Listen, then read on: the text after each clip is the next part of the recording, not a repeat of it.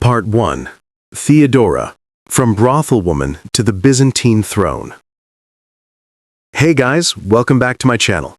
Tonight we're floating back to a world of incense smoke, silk robes, and the occasional knife fight in the streets of Constantinople. So, a nice calming bedtime story. Go ahead, dim the lights, maybe fluff that pillow, and let's talk about one of history's strangest glow-ups. We're meeting Theodora, a woman who started life on the low end of Byzantine society, working in a brothel, and somehow ended up ruling half the Roman world. Because why not climb the ladder all the way to empress if you're already stuck at the bottom rung? Now, Theodora isn't exactly your usual royal princess. She wasn't born with a crown on her head, though she did probably have a few questionable costumes thrown her way. She wasn't groomed for courtly life. Instead, she learned her earliest survival skills in a place most historians politely call the theater, but which was really more of a part-time circus, part-time strip show.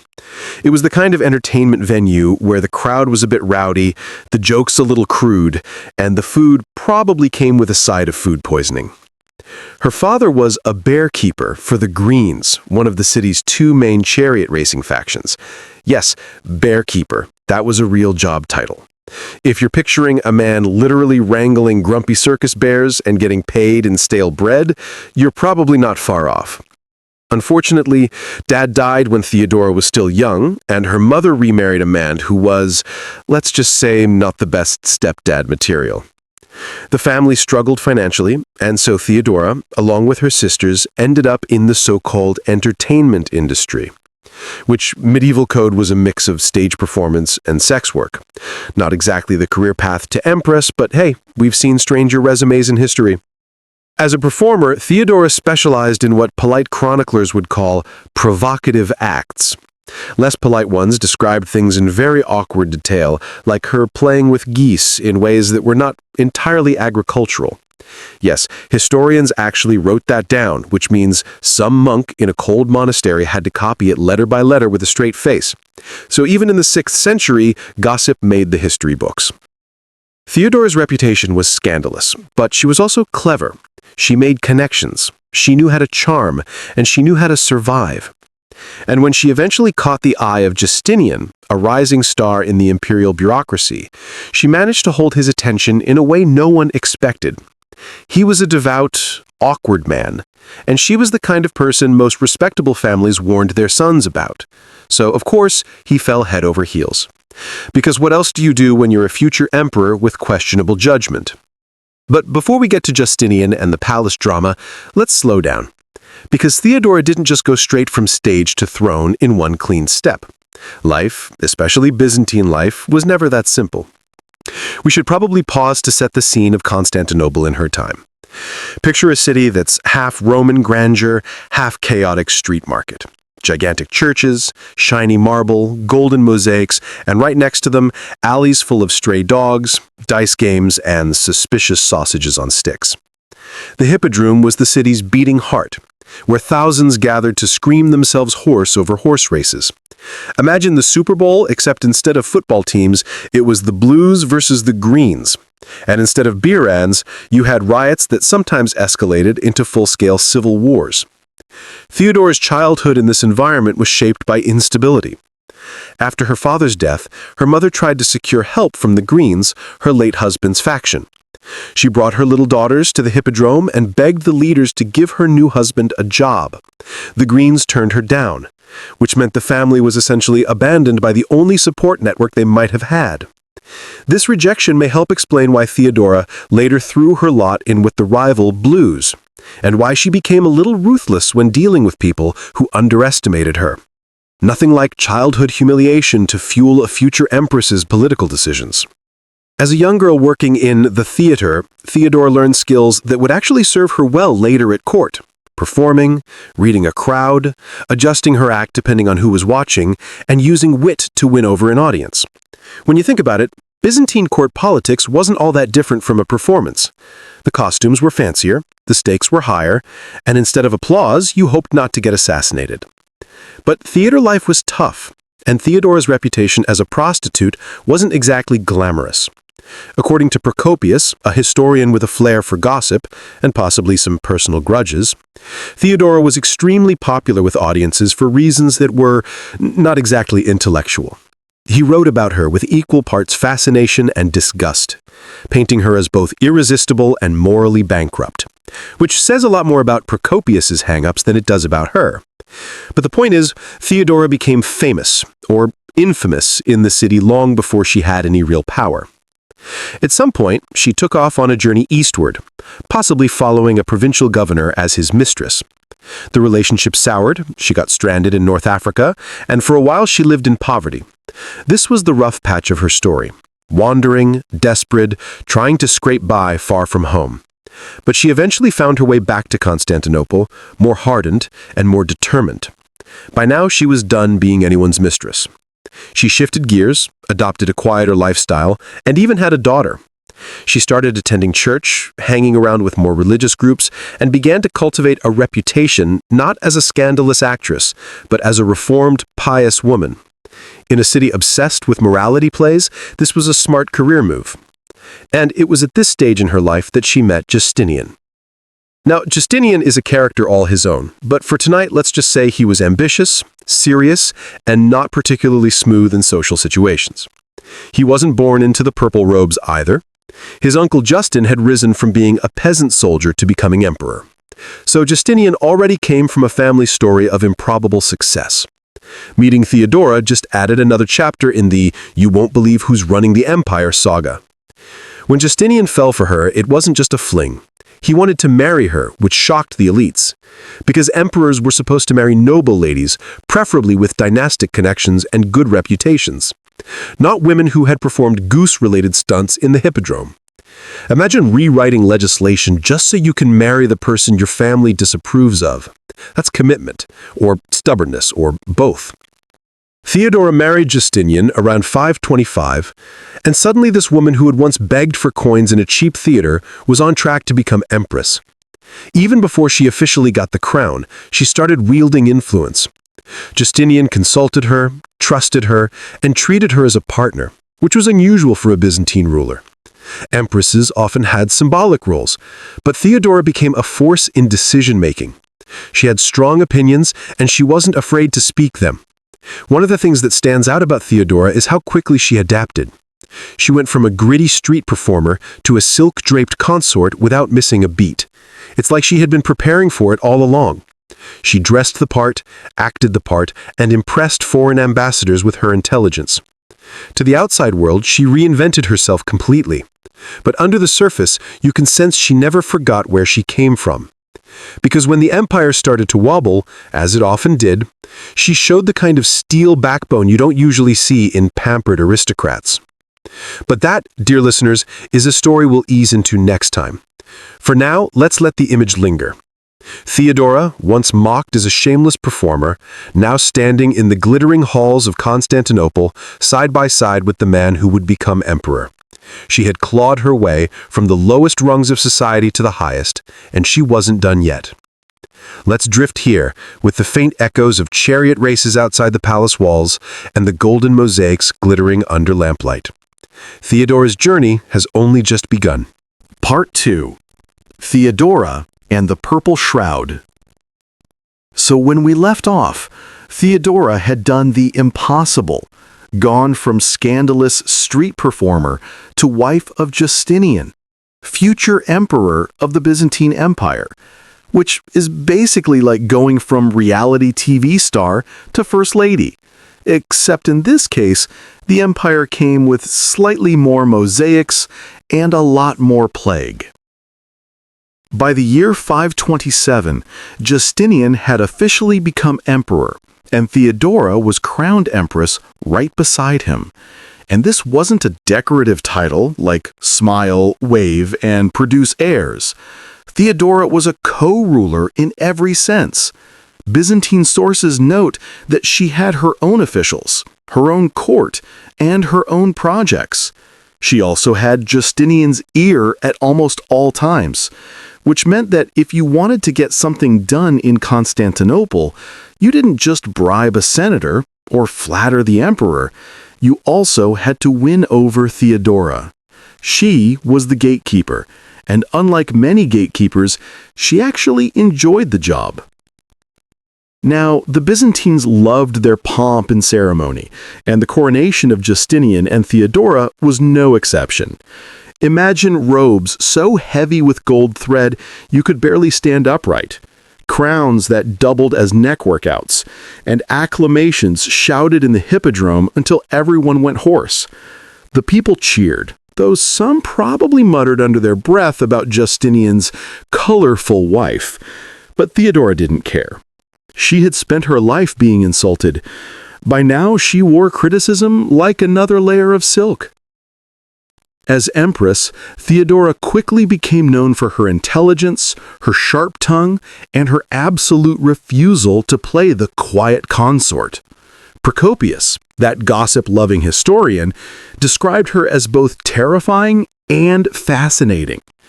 In his Secret History, he painted her as a kind of dominatrix empress, scolding men, humiliating courtiers, and keeping Justinian firmly under her control.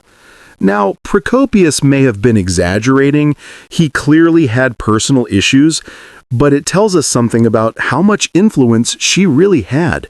People didn't accuse women of running the empire unless they actually seemed to be running the empire. But being empress wasn't all glitter and gossip. The Byzantine Empire was constantly teetering on the edge of chaos. Famine, riots, plagues, invasions, you name it, they had it. And one of the biggest crises of Justinian's reign came early, in 532, in what became known as the Nika Riots. Let's float over to the Hippodrome again, that massive stadium where the blues and the greens shouted themselves into hysteria over horse races. These weren't just sports fans.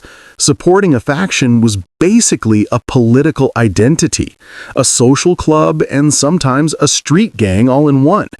If you wore the wrong colors in the wrong neighborhood, you could end up with more than a bruised ego. Tensions between the factions had been simmering for years, and Justinian, trying to reform the system and crack down on corruption, had annoyed pretty much everyone. By 532, resentment boiled over. At first, the crowds were angry about executions of some faction members. But as these things go, the chants of Nika, meaning conquer or victory, escalated into full-scale rebellion. For 5 days, Constantinople turned into a war zone. Angry mobs torched buildings, including the Hagia Sophia, which was basically the cathedral of the empire. Half the city was burning. Senators who hated Justinian's guts saw their chance and began plotting to replace him. Justinian himself started panicking. He considered fleeing the city entirely. Picture the emperor pacing the palace halls, sweating through his fancy robe while the sounds of screaming and fire crackled outside. And this is where Theodora entered the story with one of history's most badass, yet oddly calming lines. According to chroniclers, when Justinian and his advisors debated escape, Theodora stood up in the council chamber and gave a speech that changed everything. She reminded them that emperors don't run, that if Justinian left, he'd lose not just his throne, but his dignity. And then she dropped the famous line, "Royalty is a fine burial shroud." In other words, if I'm going down in purple, not running like a coward. It's the 6th century version of die a king, not live as a loser. Calm, cool, and with the kind of steel backbone that made hardened generals shift uncomfortably in their seats. Her words jolted Justinian out of his spiral. He stayed. He ordered his generals, including the ruthless Belisarius, to crush the rebellion.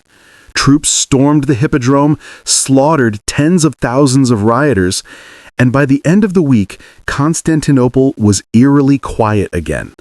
The city smelled of smoke and blood, but Justinian was still emperor, and Theodora had proven that she wasn't just window dressing. She was the reason the dynasty survived. After the Nika riots, no one underestimated Theodora again.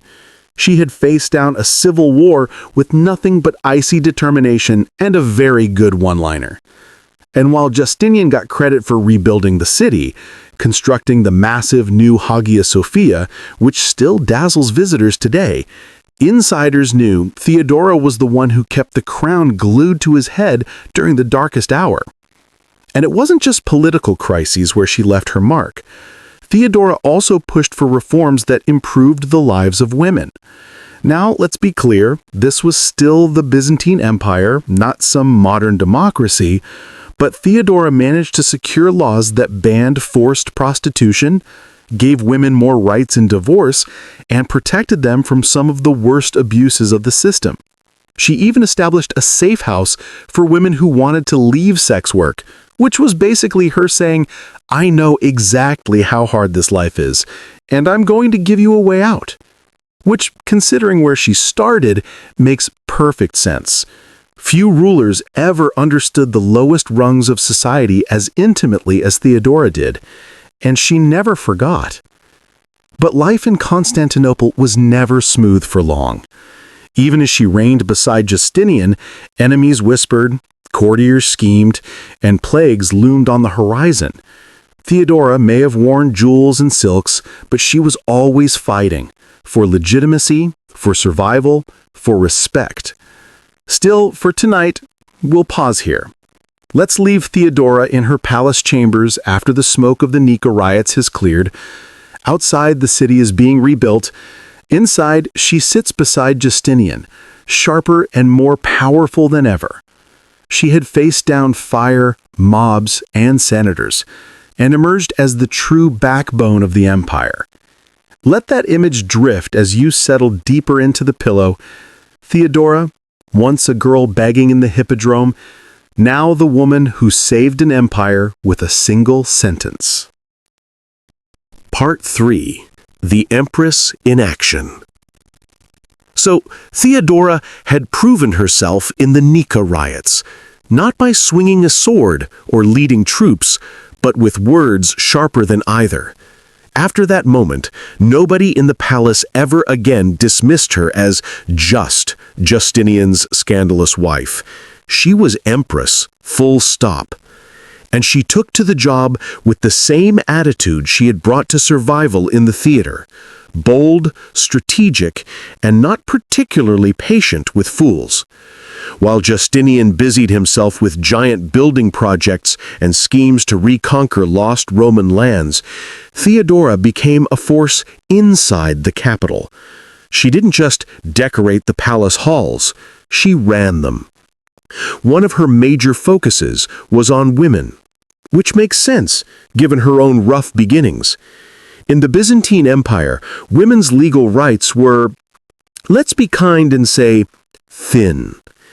Marriage laws heavily favored men, divorce was stacked against women, and sex work often wasn't a choice, but a trap. Theodora pushed Justinian's government to pass reforms that were shockingly progressive for the 6th century. For example, she worked to ban trafficking of young girls into prostitution, which, given her background, was probably less about morality sermons and more about practical compassion. She also expanded divorce rights for women, allowing them to leave abusive husbands without losing everything. And she pushed for harsher penalties against men who assaulted women. For an empress whose critics painted her as immoral, she sure spent a lot of time trying to protect the vulnerable. She also set up what was basically a safe house for former prostitutes, a convent-like space where women could find food, shelter, and maybe a chance at a different life. It was called the House of Repentance, though one imagines the women there probably thought of it less as repentance and more as, finally, a bed without fleas. Now, some historians argue that Justinian deserves credit for these laws too, since his legal reforms were sweeping and systematic. But let's be honest. A middle-aged man who had spent his life buried in tax codes and military maps didn't suddenly wake up one morning and think, you know what this empire needs? Better divorce protections for women. That has Theodora's fingerprints all over it. Of course, Being a reformer didn't exactly make Theodora universally beloved.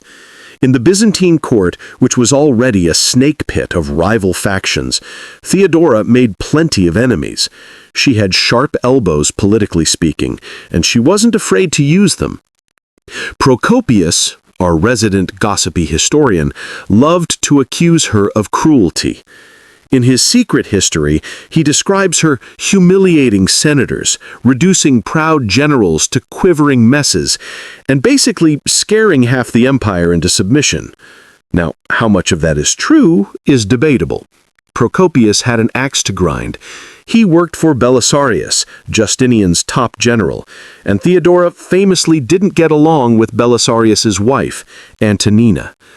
When you're in a palace feud, things tend to get messy, and history books become the medieval version of a burn book. But it's not hard to believe that Theodora could be ruthless. She had clawed her way up from the gutter, survived betrayal and poverty, and stood firm in a riot that nearly toppled the empire. Kindness was part of her legacy, but so was a survival instinct, honed by years of people underestimating her. If someone got in her way, it's safe to assume she didn't hesitate to remind them who wore the crown. Take her relationship with the church, for instance. Theodora was devout, or at least she played the part convincingly. But she also had her own ideas about theology. In the 6th century, the Byzantine Empire was split by fierce debates about Christ's nature. Was he divine, human, or some mysterious blend?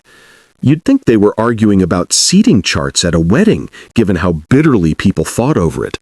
Whole provinces rebelled over the issue. Justinian leaned toward one side, but Theodora often championed the other, sheltering bishops and thinkers who disagreed with official policy. This wasn't just theology, it was politics. By supporting dissidents, she carved out her own sphere of influence, independent from Justinian's. Some saw her as protecting the trodden down, others saw her as meddling. Either way, she wasn't content to nod along with imperial decrees. She had her own agenda, and she pursued it calmly but firmly. Then there's the matter of Antonina, wife of Belisarius. Theodora and Antonina were close allies at times, partners in intrigue, but also rivals. Their friendship was one of those complicated palace relationships where one day you're plotting together and the next day you're stabbing each other in the back. Metaphorically, of course, most of the time. Theodora supported Antonina in ways that infuriated Belisarius, especially when Antonina's love life got messy.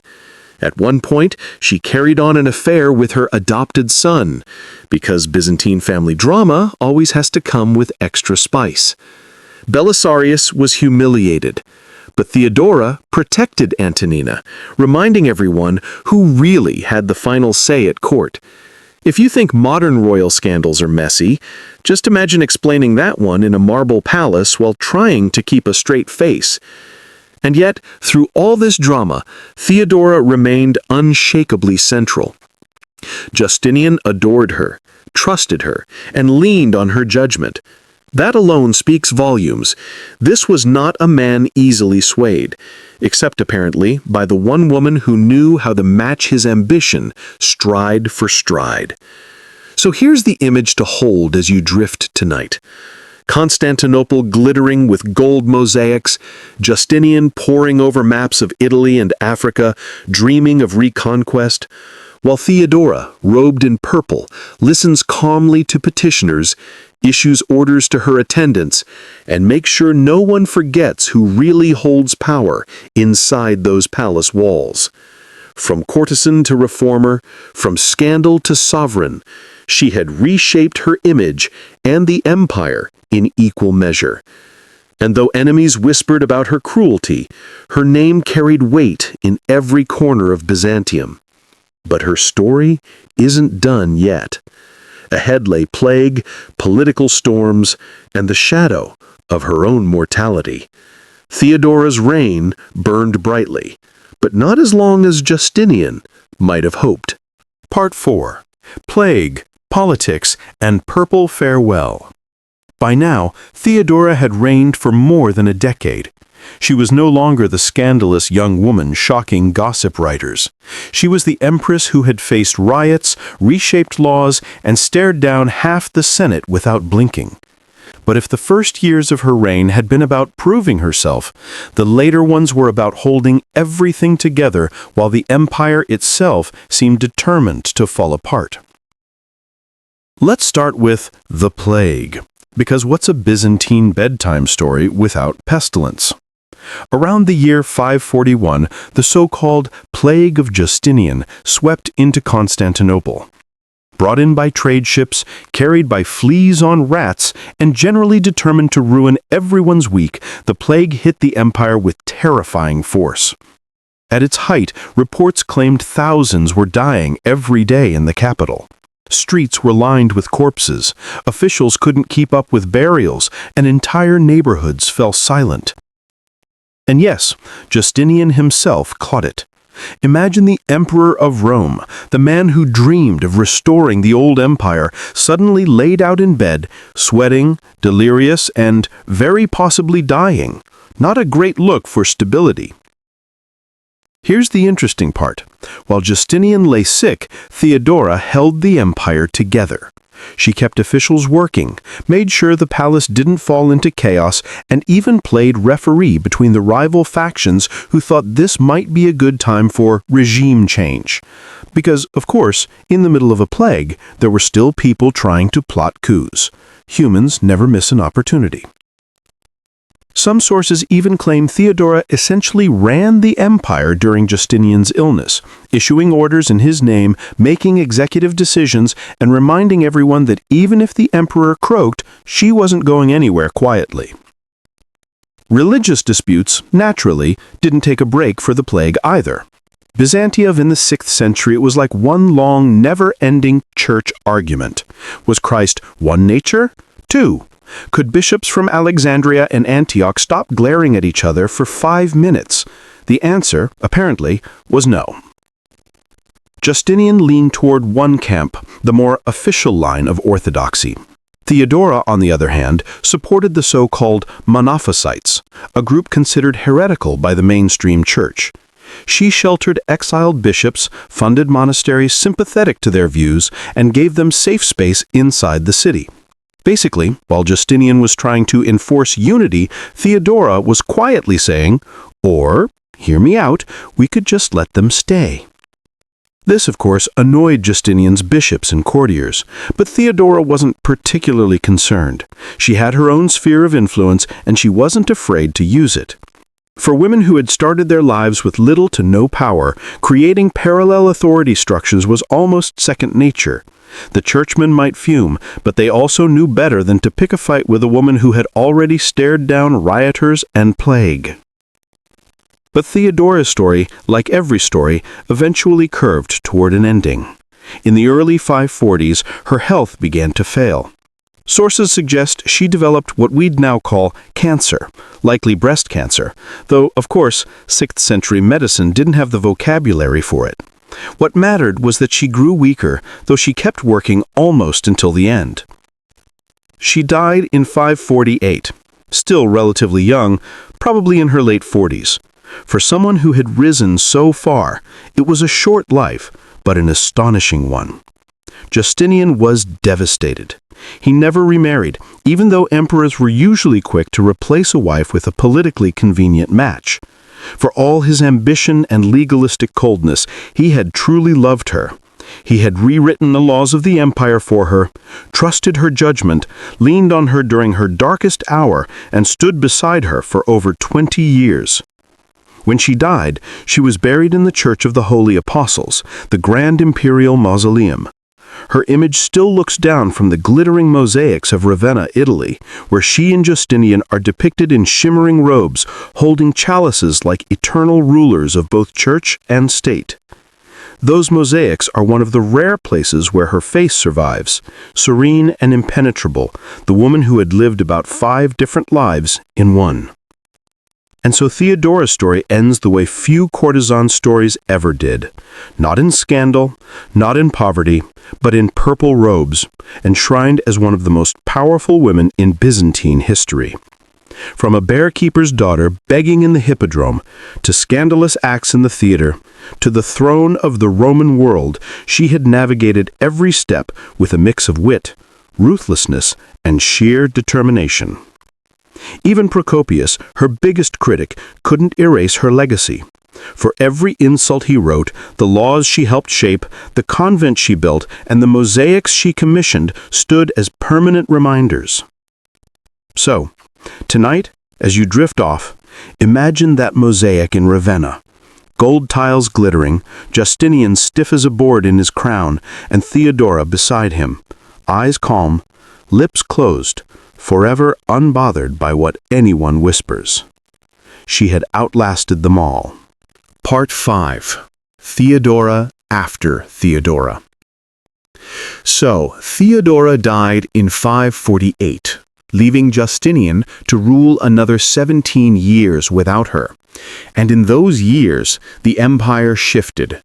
Wars dragged on, and the plague came in waves. But her presence didn't vanish. In fact, she left fingerprints all over Byzantium, some obvious, some subtle, and some written into gossip that monks preserved with suspicious enthusiasm. Let's start with Justinian himself. He never remarried. For an emperor, that's almost bizarre. Roman and Byzantine rulers usually treated marriage like a chess move. Find a noble bride, cement alliances, produce heirs. But Justinian stayed single. Either he truly loved her, or he just realized no other woman would put up with his endless legal codes and obsession with rebuilding Rome. Probably both. Without Theodora, Justinian's court was quieter, less dramatic, but it was also less balanced. She had been the one to check his impulses, to argue when bishops came knocking, to call him out when he panicked.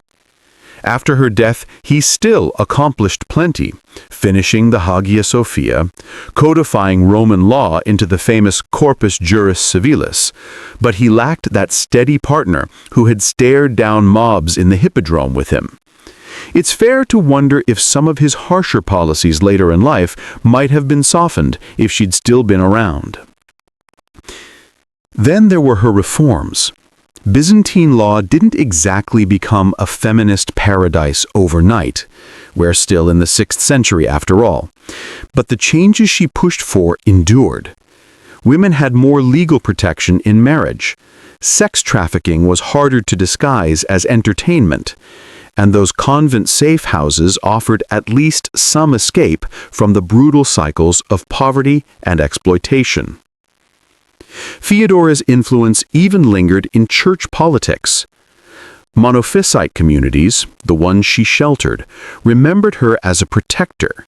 Some even revered her almost like a saint, not officially canonized, but honored as a defender of their faith when official emperors tried to stamp it out. Which is ironic, considering her critics painted her as practically the devil in purple.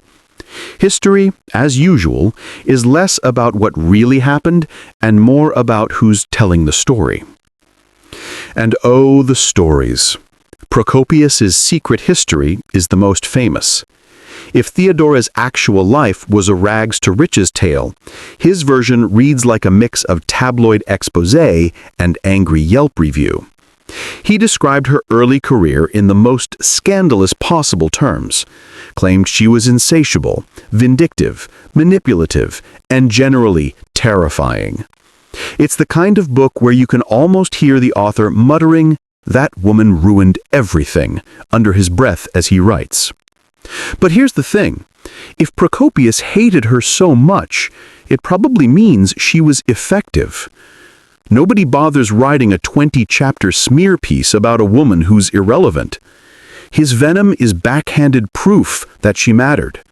And when later historians sifted through his bile, they found traces of admiration too. Theodora was remembered not just as scandalous, but as sharp, resilient, and powerful in ways that unsettled men who weren't used to being outmaneuvered by an empress. One of the most enduring legacies of Theodora is art. In Ravenna, Italy, the Basilica of San Vitale holds that mosaic of her and Justinian. She's shown in imperial robes, standing stiffly, offering a chalice to the church. Her attendants flank her, her crown gleams, and her eyes are fixed forward with that oddly timeless Byzantine stare, half bored, half eternal. It's a strange irony that this is the image that survived. Not the stories of the hippodrome, not the whispered scandals, but a golden mosaic where she looks every bit the holy, untouchable empress. For a woman whose early career was all about performance, it feels almost fitting. The stage costume changed, but she was still performing, still crafting the version of herself she wanted the world to remember. So how should we remember Theodora? As the prostitute turned empress of Procopius's imagination? As the reformer of law codes? As the steel voice in a council chamber that kept Justinian from running away during a riot? Maybe all of it at once. Human lives are messy, and hers was messier than most. She was ruthless, compassionate, scandalous, pious, manipulative, protective, ambitious, and loyal, sometimes in the same week. She bent an empire to her will, and for 20 years she was one of the most powerful women in the world. Not bad for a bear-keeper's daughter who once had to beg at the hippodrome for food. So let's let her rest now, preserved in gold tiles and dusty chronicles. Justinian's laws may have outlived her, but Theodora's story endures in a different way, as proof that sometimes the most unlikely person ends up shaping an empire. Picture her one last time in that mosaic. Calm eyes, jeweled crown, chalice in hand. A woman who had lived 5 lives and turned every insult into armor. And then let the image fade into the dark, like a candle guttering out in a marble hall. Part 6. Theodora in the company of other Byzantine women. Now that we've let Theodora rest in her golden mosaics, it's worth floating over to the broader world of Byzantine women who followed in her footsteps, or at least tried. Because Theodora wasn't the only empress to shake the palace walls, she just did it first, and in a way that made everyone else look a little conventional. Let's start with Empress Irene, roughly 2 centuries later.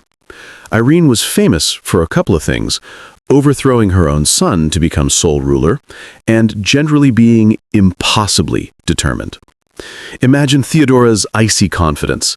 Multiply by vengeance of a mother, and sprinkle in a little religious zeal. She called councils, dictated theology, and somehow maintained power in a world that didn't really like women in charge. Theodora had set a precedent here. Before her, women might influence emperors from behind the throne, whispering into ears. After her, the idea of actually standing at the helm became slightly less absurd. Irene, of course, took this to the extreme, a single woman ruling the empire while men grumbled and plotted. Justinian's ghost probably raised an eyebrow at her audacity. Then there's Zoe and Theodora. Yes, confusingly, there's another Theodora from the 11th century. Zoe and her sister Theodora were co-emphasis, more ceremonial than their 6th century namesake, but still wielding authority. They navigated palace intrigue, arranged marriages, and occasionally exiled rivals. They didn't have the Nika Riots to save them, or the theater past to sharpen their survival instincts, but the precedent Theodora set still lingered. If a woman wanted to be empress in Byzantium, she at least knew it wasn't impossible. What's interesting here is the pattern. Byzantine history seems to treat these women like chess pieces, dangerous if underestimated, frustrating if too clever, and occasionally heroic. Theodora's life shows that surviving and thriving required more than cleverness or ambition. It required adaptability, reading a room, and occasionally staring down a civil war while your husband debates fleeing the city. And the pattern doesn't end with rulers. Female advisors, courtiers, and even nuns influenced emperors across centuries, all quietly following the example of someone like Theodora. Sharp, strategic, and unafraid to wield power, whether through law, theology, or sheer presence. It's almost as if Byzantium realized early on that women who knew the ropes could stabilize an empire, or at least keep the emperor from running away. Now, let's pause and float over to the historiography. How do later chroniclers describe Theodora? With awe, disgust, fascination, or all three? Mostly all three. Her story was retold in countless ways, often depending on the narrator's gender, moral perspective, or personal grudges. Monks and male chroniclers loved to scandalize her past, a favorite pastime, while others quietly admired her political acumen and reform efforts. This tension is part of what keeps her story alive. Unlike emperors whose failures can be summarized in a list of battles lost, Theodora's life is messy, human, and slightly theatrical. You can almost hear the Byzantine scribes whispering, "That woman actually got away with it." And in a sense, she did. So, drifting back to a reflective, sleepy view of her life, what stands out most is her resilience. Every empress who came after her faced palace politics, court intrigues, and factional violence. But Theodora had pioneered a model for surviving and thriving in a world stacked against women. She had redefined what it meant to be an empress. Not merely a decorative figure, not merely a mother producing heirs, but a force, active in law, politics, religion, and crisis management. And she did it without modern conveniences like PR consultants, bodyguards, or spreadsheets. Just intuition, intelligence, courage, and perhaps a healthy dash of stubbornness.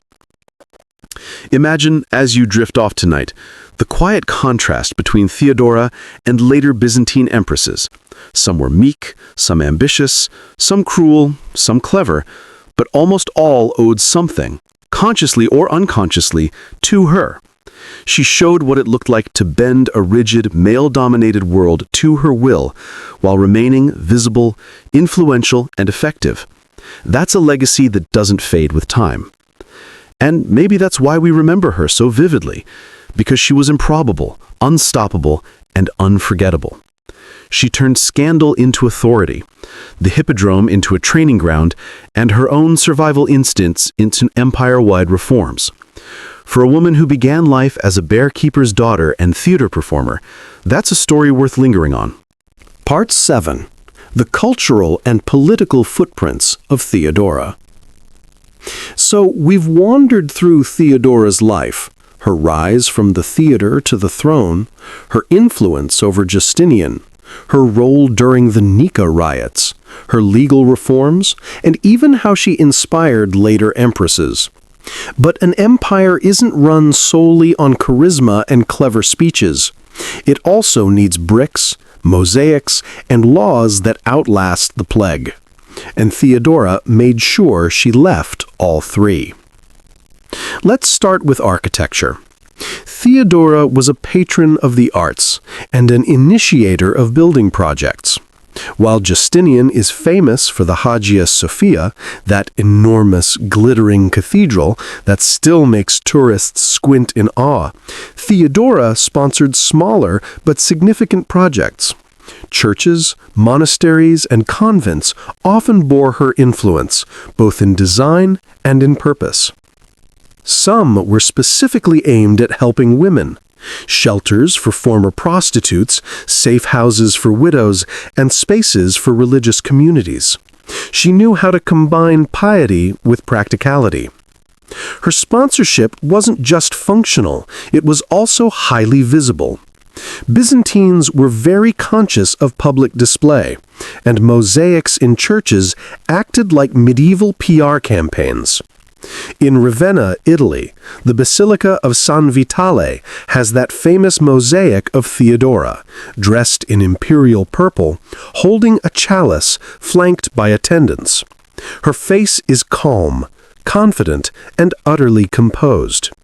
It's a public reminder she belongs at the top. And for visitors, clergy, or local officials, it was a clear message that this woman, with her scandalous past, now stood as a symbol of imperial authority. Speaking of mosaics, there's an ironic delight here. The woman once derided for scandalous performances now had her image immortalized in gold tiles. The very kind of stage she once thrived on, performance, spectacle, audience reaction, she had translated into lasting imperial propaganda. Only now the audience was the entire empire, and history itself. On the political side, her influence persisted beyond dramatic moments like the Nika Riots. She shaped policy, advised Justinian, and even mediated court rivalries. For example, in managing factional disputes between blues and greens, or between different theological camps, Theodora often acted as both negotiator and enforcer. Some chroniclers paint her as manipulative, but what she really was effective. She knew that in the Byzantine world, survival meant managing both personality and policy. Theodora also left an imprint on the law.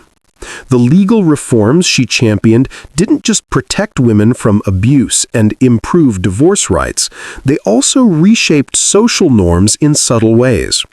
Her advocacy against forced prostitution created space for women to exercise some personal agency, an almost revolutionary concept for 6th century Byzantium. And though these reforms may have seemed minor to an empire constantly dealing with invasions, plague, and famine, they mattered. They created a framework that would persist long after she died, quietly shaping daily life for women and girls across the empire. Her reforms also influenced Justinian himself. While he gets most of the credit for the Corpus Juris Civilis, some historians argue that Theodora's ideas and advocacy steered parts of the code, particularly regarding women's rights and protections. If nothing else, she ensured that legal change wasn't just abstract, it had a moral and practical dimension. Theodora's reputation, of course, remained complicated. Procopius continued to write about her in secret history, exaggerating her cruelty, her ambition, and her supposed manipulations.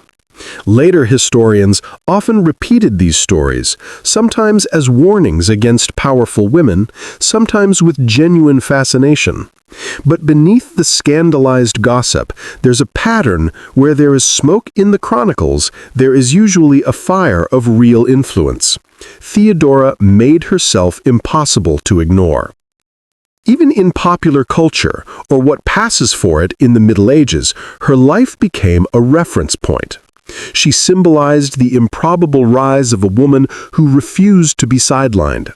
Later empresses, writers, and artists looked back at her life as both cautionary tale and model for female authority. She was admired, feared, scorned, and respected, often all at the same time. And then there's the subtle legacy, the sense that Byzantine could be navigated by skill, wit, and audacity, even for someone without noble birth. Theodora didn't just survive court politics, she defined what it meant to survive, to influence, and to leave a mark. For centuries afterwards, her example lingered, quietly reminding anyone in the palace who underestimated a woman, watch out. So tonight, as you imagine the golden mosaics, the marble halls, and the flickering lamps of Constantinople, picture Theodora standing at the center of it all. Not just a survivor of scandal, riots, or plague, but a force shaping law, culture, and politics. She took a world that was hostile, chaotic, and dangerous and turned it into a stage on which she could perform subtly, strategically, and permanently. And that, dear listener, is what makes Theodora more than just a historical footnote. She is a reminder that influence can come from unexpected places, that survival can be a kind of art, and that sometimes the most improbable people leave the deepest marks. Part 8. Theodora in Memory and Myth.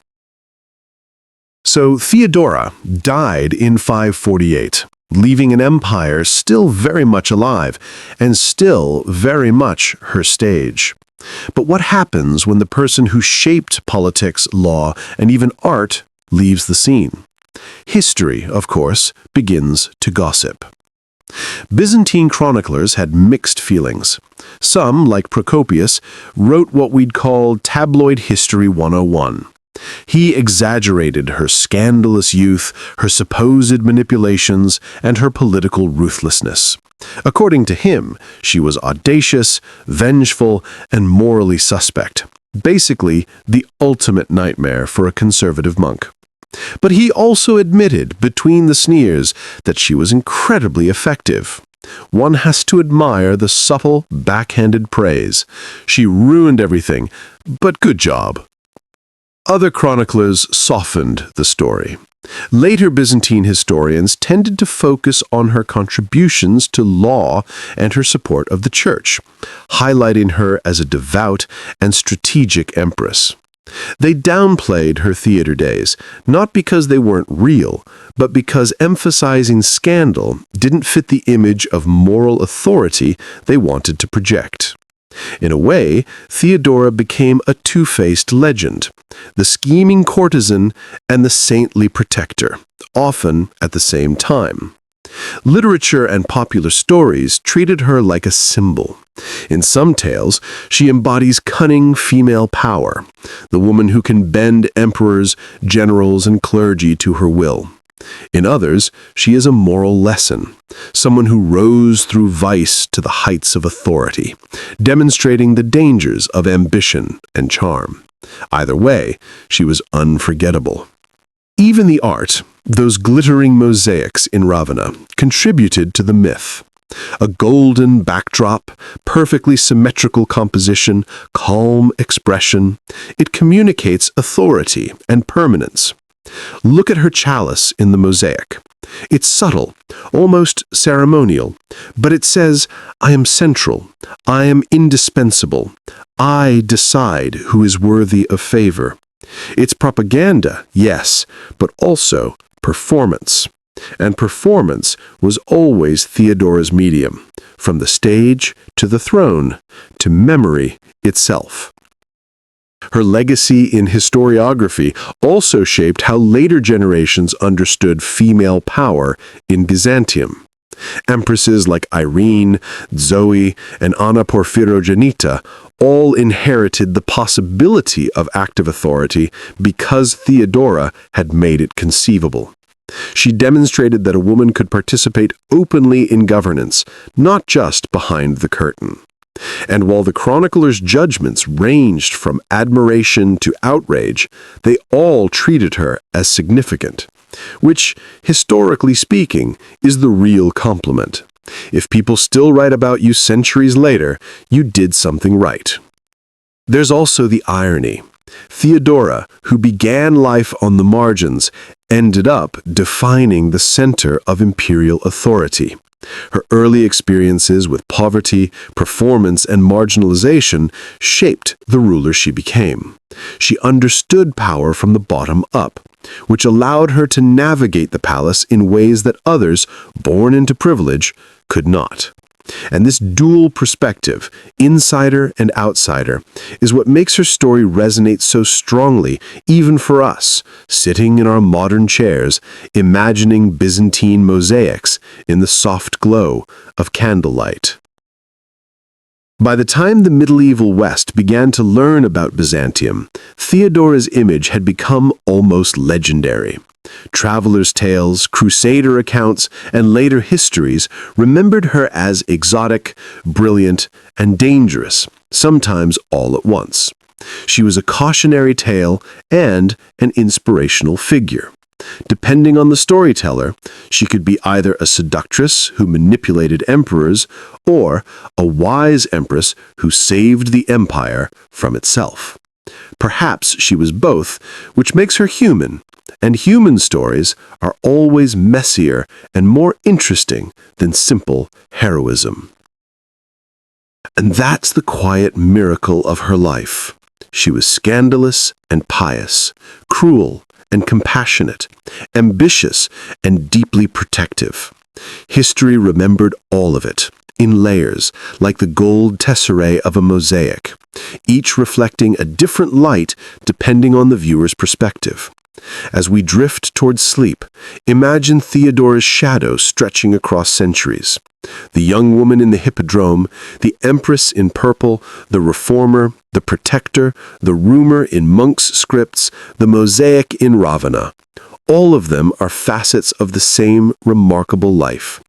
And yet even after a millennium and a half, she remains vivid. Not just as history, but as a story about resilience, intelligence, and the quiet power of determination.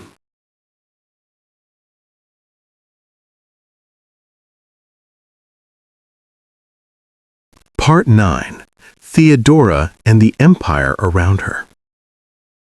By now, Theodora had passed, but the empire she helped shape continued to hum, groan, and occasionally explode in chaos, as empires tend to do. To understand her lasting influence, it helps to drift gently through the Byzantine world she inhabited and left behind. The Nika Riots, as we've already wandered through, weren't just a local disturbance. They were a symptom of deeper tensions, factionalism, political corruption, and social pressure. Blues and greens, nominally chariot racing fans, were also proxies for neighborhood identity, political loyalty, and religious affiliation. Theodora's calm, steel-edged response during the riots wasn't just a personal triumph. It shaped the empire's approach to rebellion. Afterward, emperors were more cautious about underestimating urban mobs, and they were more respectful of advisors who could actually handle crises. By the mid-6th century, Constantinople was not only the administrative heart of the empire, but also a cultural powerhouse. Law, theology, art, and theater were constantly colliding. Theodora had grown up in the theater, performing in plays designed to entertain and provoke. And in her palace life, she carried that sensibility forward, knowing when to perform authority, when to negotiate, and when to intimidate. Her influence helped set the tone for imperial presentation. Court protocol, ceremonial behavior, and public image became tools, not just trappings. Her legal reforms also continued to echo through the empire. Women's rights, protections against exploitation, and divorce law improvements may have seemed small against wars, famine, and plague, but they changed the social texture of the empire. Byzantine officials had to account for women in ways they hadn't before, and that subtly shifted the balance of society. Even the plagues, which we tend to think of as chaotic disasters, were affected by governance. Leadership decisions influenced quarantines, resource distribution, and public morale. Theodora's experience in crisis management left a blueprint for handling such emergencies, even if it wasn't codified in law. Culturally, Theodora's legacy lingered in art and storytelling. Mosaicists in Ravenna and Constantinople immortalized her presence. Writers and historians debated her morality, her ambition, and her cleverness. Monks, generals, and politicians all had opinions, and these opinions filtered into official histories, anecdotes, and later folklore. She became a sort of mirror. Each observer projected their fears, admiration, or biases onto her story. And that multiplicity of perspectives helped her life endure far longer than many other rulers ever did.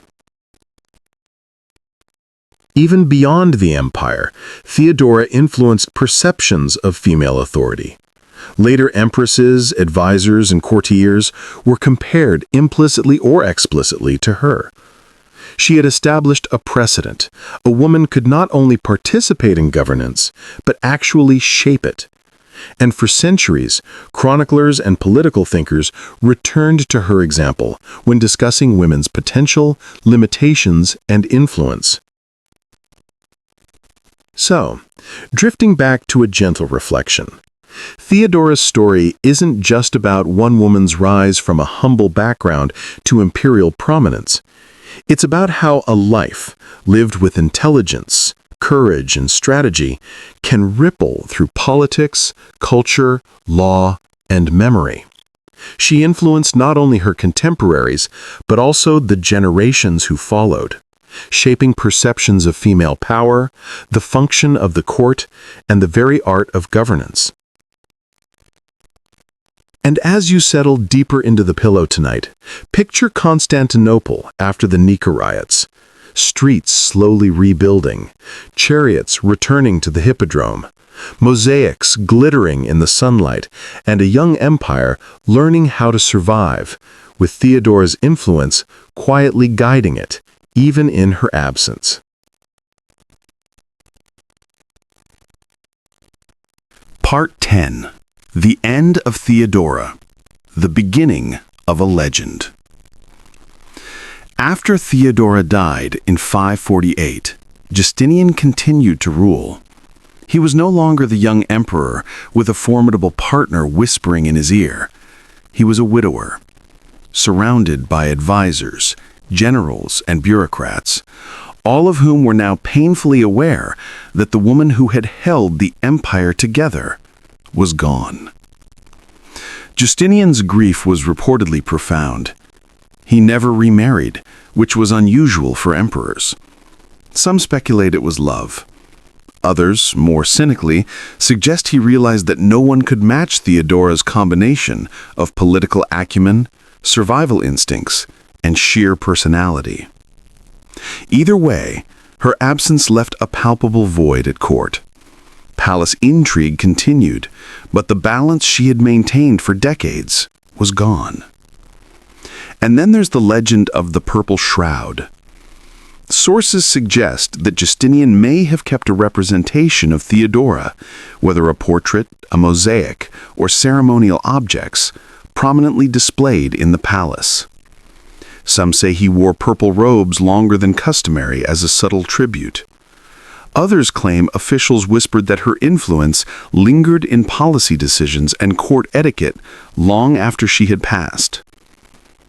Whether myth or practice, the image of Theodora as an eternal empress, commanding, calm, and central, persisted.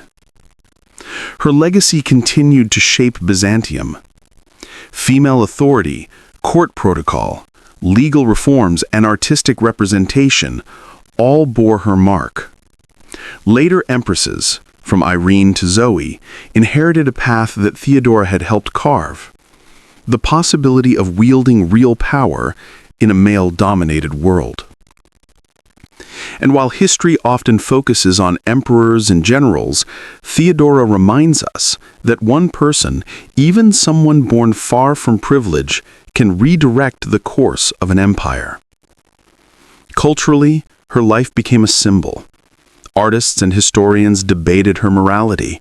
Politicians considered her methods, and chroniclers used her story as both warning and inspiration.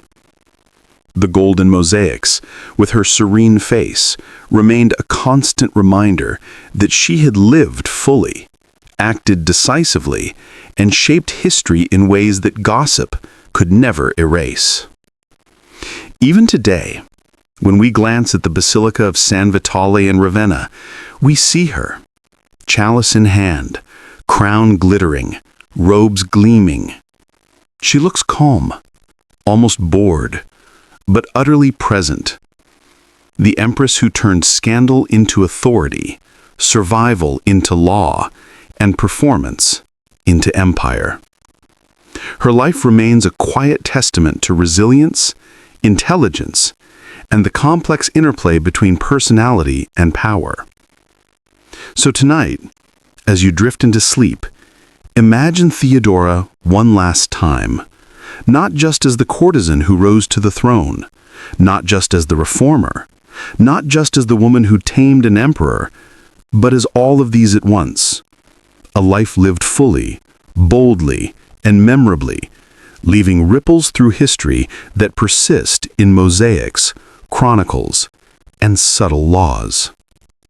She reminds us that even the most improbable paths can lead to enduring influence, that strength often comes from intelligence and courage rather than birth or wealth, and that some lives, no matter how turbulent or unconventional, echo across centuries. And with that gentle thought, we leave Theodora in her eternal purple robes, calm eyes fixed forward, forever unbothered by the world she once ruled.